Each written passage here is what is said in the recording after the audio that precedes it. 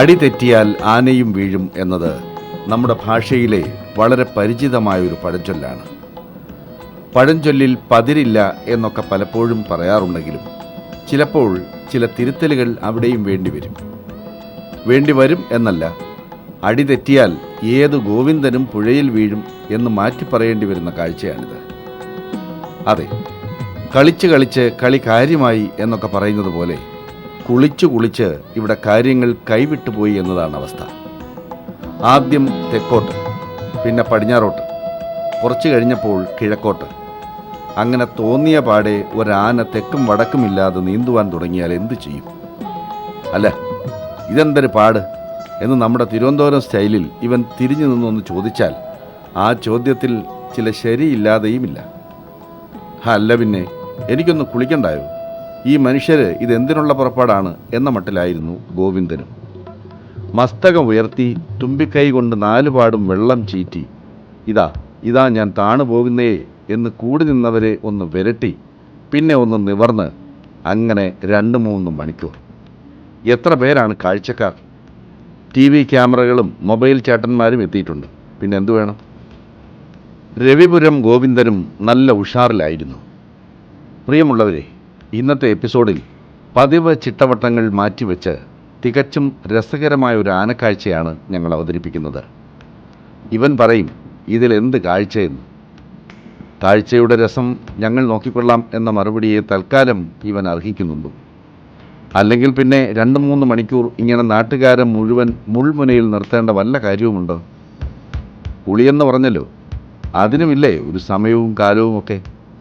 ഇവിടെ എത്രയോ കൊലകൊമ്പന്മാരുണ്ട്, അവരാരും കുളിക്കുന്നില്ലേ? ഇതൊരുമാതിരി വല്ലാത്ത കുളിയായിപ്പോയി. അതുകൊണ്ട് തന്നെയാണ് ഇത്രയും ആൾക്കാർ തടിച്ചു കൂടിയത്.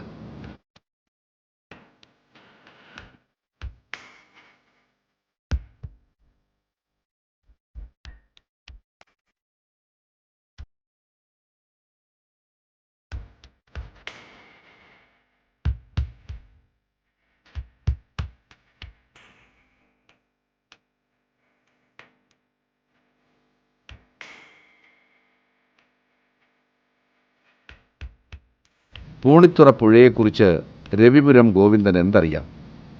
വേമ്പനാട് കായലിൻ്റെ കൈവഴിയാണ്. കളി കൂടിയാൽ കാര്യം കുഴയ്ക്കാൻ മടിയില്ലാത്ത കായലാണ്.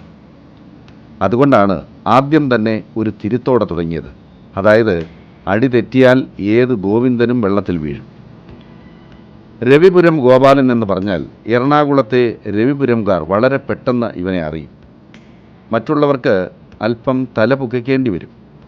എവിടെയോ ഇവനെ കേട്ടിട്ടുണ്ടല്ലോ എന്നോർത്ത് നിൽക്കുന്ന ആനപ്രേമികളുണ്ടാകും. അതെ, നിങ്ങൾ ഊഹിക്കുന്ന ആൾ തന്നെയാണിവൻ. അന്ന്, അതായത് 7-8 വർഷങ്ങൾക്ക് മുമ്പ് ഒരു ജനുവരി മാസത്തിൽ എറണാകുളത്തെ ഷേണായിസ് ജംഗ്ഷനിൽ വെച്ച്, വേണ്ട കൂടുതൽ പറയണ്ട, ചിത്രങ്ങൾ പലതും പ്രേക്ഷകരുടെ മനസ്സിൽ തുരുതുരാന്ന് വന്ന് നിറയുന്നുണ്ടാവും.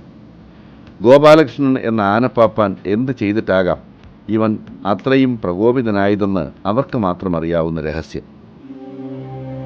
ഇത് എറണാകുളം നഗരഹൃദയത്തിലെ ഷേണായിസ് ജംഗ്ഷനിൽ നിന്നും KSRTC സ്റ്റാൻഡിലേക്കുള്ള അമ്മൻ കോവിൽ റോഡ്. ആർക്കും ആരെയും ശ്രദ്ധിക്കാൻ സാവകാശമില്ലാതെ വാലിന് തീപിടിച്ചതുപോലെ പതിവിൻപടി പരക്കം പായുന്ന ജനം. 2003 ജനുവരിയിലെ ഒരു കറുത്ത നാളിൽ ഈ തെരുവിന്റെ മുഖം പൊടുന്നനെ കറുത്തു കരുവാളിച്ചു പോയിരുന്നു. ഭയം മാത്രമായിരുന്നു അന്നീ തെരുവിന്റെ ഒരേ ഒരു വികാരം. കൊച്ചിൻ ദേവസ്വം ബോർഡിന്റെ ഗോവിന്ദൻ എന്ന ആന തൻ്റെ 1ാം പാപ്പാനായിരുന്ന ഗോപാലകൃഷ്ണൻ നായരെ അതിദാരുണമാം വിധം അരും കൊല ചെയ്തത് ഈ തെരുവിൽ വെച്ചായിരുന്നു. കേരളം മുഴുവൻ നടുങ്ങിത്തരിച്ച ഒരു കൊലപാതകം. ആനയുടമയും ആനക്കാരനുമായ ബാലകൃഷ്ണ ഷേണായിയുടെ വീട്ടിന് മുന്നിൽ വെച്ച് നടന്ന ഒരു ദുർമരണം. രക്തം മരവിച്ചു പോകുന്ന കൊലപാതകവും തുടർന്ന് മണിക്കൂറുകളോളം അക്ഷരാർത്ഥത്തിൽ തന്നെ നഗരത്തെ ഉത്കണ്ഠയുടെയും ഭീതിയുടെയും മുൾമുനയിൽ നിർത്തിയ ആനയുടെ സംഹാര താണ്ഡവങ്ങളും. ഒരൊറ്റ രാത്രി ഇരുട്ടി വെളുക്കും മുമ്പേ ഗോവിന്ദൻ എന്ന ശരാശരിക്കാരൻ സാക്ഷര കേരളത്തിന്റെ മുഖത്ത് നോക്കി സ്റ്റോപ്പ് പ്രസ് കൽപ്പിച്ചു.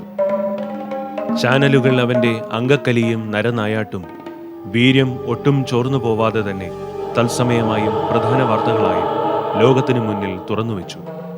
കണ്ടാലും കൊണ്ടാലും എന്തും 2 നാളേക്ക് മാത്രം മനസ്സിൽ സൂക്ഷിച്ചു വയ്ക്കാൻ തയ്യാറുള്ള മലയാളി മനസ്സുകളിൽ പക്ഷേ രവിപുരം ഗോവിന്ദൻ എന്ന ആ നാമം അങ്ങനെ കല്ലിൽ കൊത്തിവെച്ചതുപോലെ സ്ഥിരപ്രതിഷ്ഠ പിടിച്ചെടുത്തു.